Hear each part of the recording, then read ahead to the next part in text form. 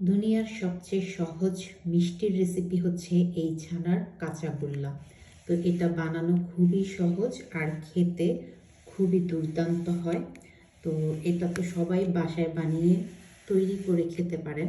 বহুদিন পর ছানার কাঁচাগোল্লা বানাবো, তাই এখানে একটুখানি ছানা, মানে অর্ধেকটা ছানা আমি মথে নিচ্ছি আর বাকি অর্ধেকটা আমি মথে নিব না। সামান্য একটু ঘি দিয়ে দিব, ঘিয়ের সাথে মেখে রাখা ছানা দিলাম আর এখন হচ্ছে কনডেন্স মিল্ক দিয়ে দিব। বেটা পর এখন দিয়ে দিব মিল্ক পাউডার, দিয়ে দিচ্ছি এলাচি পাউডার।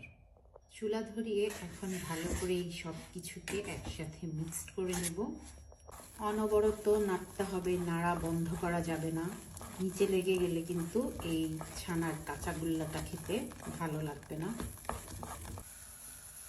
যখন এভাবে উঠে উঠে আসবে তখনই হয়ে গেছে। এখন ভাজা ছানা আর কাঁচা ছানা একসাথে মেখে নেব, তারপর ছোট ছোট বল তৈরি করে নিব। মেখে একটা ডো তৈরি করে নিলাম, এখন গোল গোল বল তৈরি করে নিব। কাঁচাগোল্লাগুলোকে এখন গুঁড়ো দুধে একটু গড়িয়ে নিব, এটা জাস্ট গার্নিশিংয়ের জন্য।